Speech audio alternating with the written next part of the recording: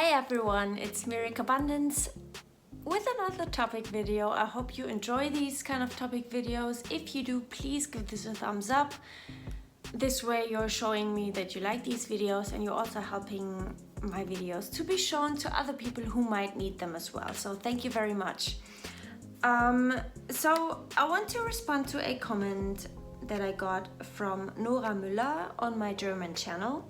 If you are German and you're not on my German channel, Carbundance DE, what are you doing? Hop over after this video and subscribe there. Or if you know someone who's German and who would actually benefit from my content, please let them know, and yeah, we go from there. So she basically, it's from 3 weeks ago already, but yeah, I'm trying to get to all of the comments that I get.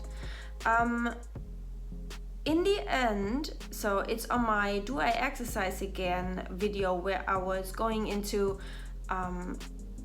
that I'm not exercising per se. I also have a video on on the fact that I am in a place where I can walk again without any kind of compulsion, and you know, if it doesn't happen, it doesn't happen. It's really no thing in my brain.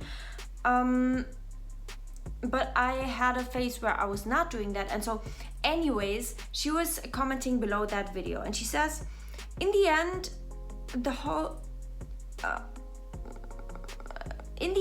what I did there, I think she means like exercise, also was a fear of normality, of being normal.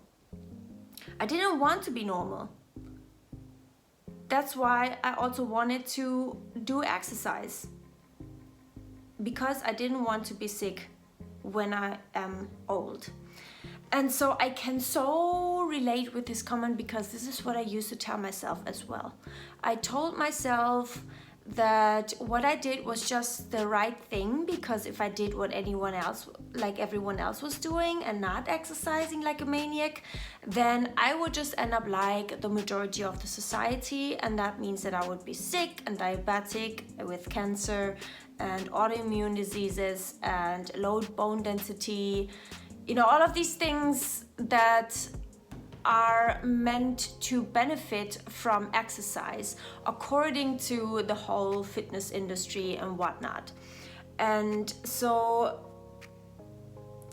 I just want to give you some bits of my thoughts on that, because I would have benefited from hearing someone say that when I was in that place, like as Nora Müller, the place that she describes here. I'm not sure if she's still in that place or if she only was in that place and now is not anymore, but yeah, nevertheless, I'm gonna answer.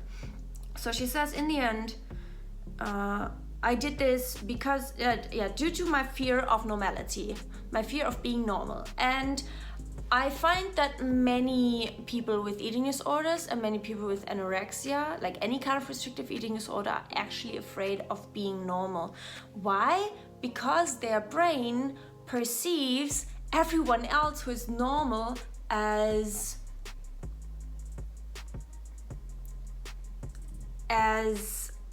too prone to be sick when they are old, or too prone to actually become sick at any age, and also many times overweight.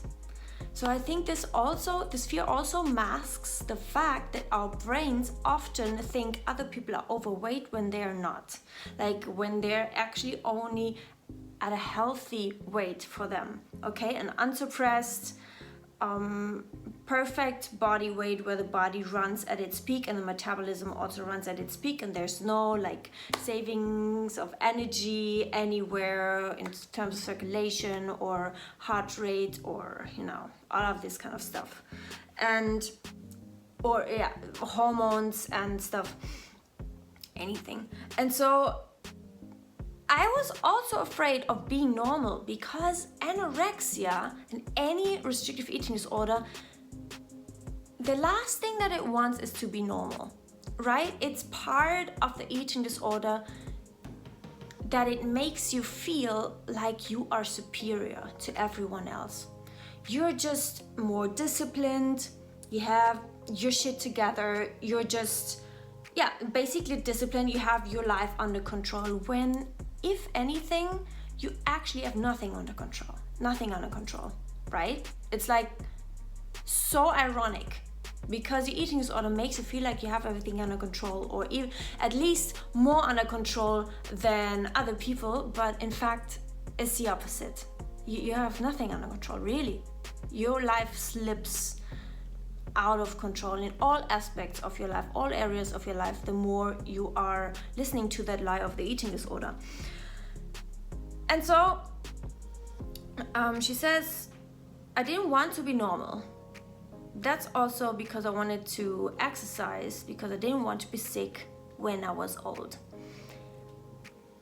And so that's the kind of right and honorable, justifiable standpoint and motivation behind exercising, which the eating disorder will always try to use to make you feel like you're doing the right thing. It will always grab onto the things that are honorable and socially accepted and just admirable, and it just seems, everyone will say, you're just so disciplined and that's so healthy, and like, show me one magazine that is not telling everyone that exercise is good for you and it's the best thing you could do for when you're old and stuff. And yes, I mean, we as humans, as a species, we are made to move. It's like, it's doing us good in general. But if you're someone who comes from a background of an energy deficit, it is the least healthy thing you could do. Bam, I said it. It's the least healthy thing that you could do for some time, until you're rewired again. Your whole health suffers from you being mentally unhealthy. And I know that the eating disorder says it's not bad enough, you're not that sick, and blah blah blah blah. It's not true. Okay, I listened to these videos and I was like, well, yes, maybe you are right, but for me, it's not the case, because I am not sick enough. And yeah, well, you are not, I'm sorry to break it to you, but you are not the unicorn that this doesn't apply to, okay? You are not that unicorn. And so, there's so many studies on things like the cholesterol thing and the saturated fat thing and fats in general thing, which shows that this is such a tiny bit of what science has found out, that so much also indicates that stress is actually a much bigger factor of what makes us sick in the long term when we get older or not. And I just want to leave you in this video with the notion, just something to think about.